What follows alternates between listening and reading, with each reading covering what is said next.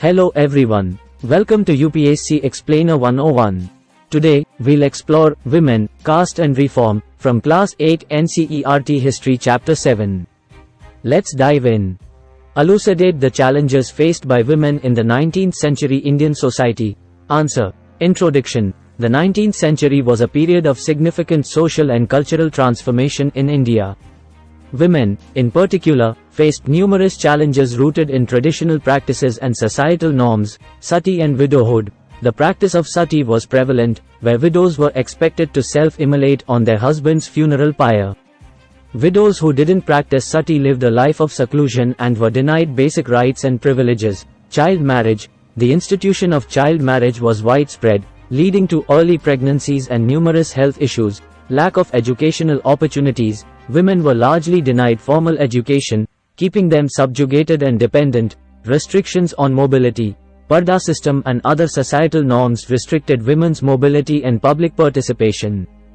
Discuss the role of reformers in challenging caste-based discrimination. Answer. Introduction. The 19th century saw the emergence of numerous reformers who challenged and worked against caste-based discrimination in India. Education as a tool. Reformers like Jyotirao Phule established schools for girls and children from lower castes, emphasizing the importance of education as a means of empowerment. Challenging untouchability. Reform movements aimed at eradicating untouchability and promoting social equality. Literary contributions. Many reformers penned down their thoughts against caste discrimination, creating awareness and sparking debates.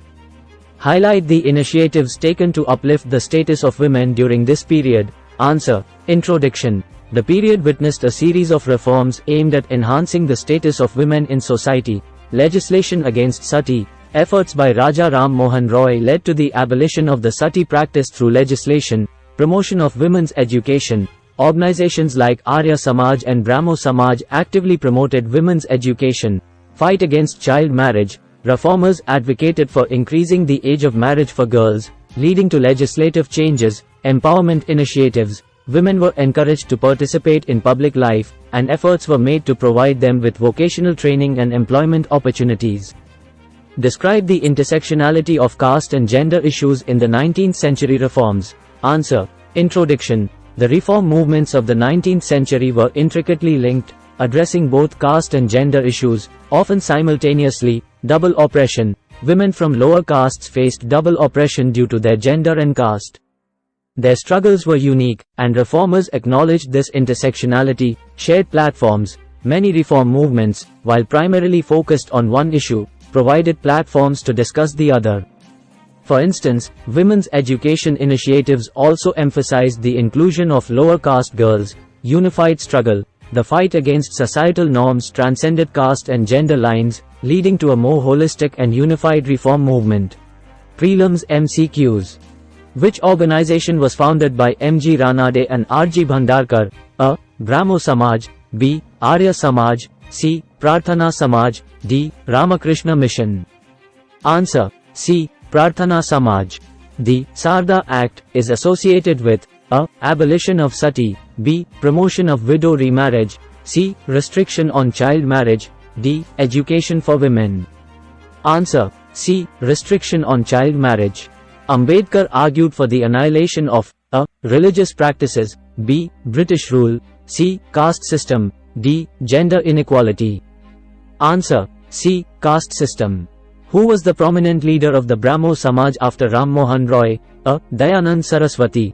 B. Swami Vivekanand. C. Jyotirao Phule. D. Keshub Chandra Senator. Answer. D. Keshub Chandra Senator. Which act abolished the practice of sati? A. Hindu Widow Remarriage Act. B. Sarda Act. C. Abolition of Sati Act. D. Caste Abolition Act. Answer. C. Abolition of Sati Act.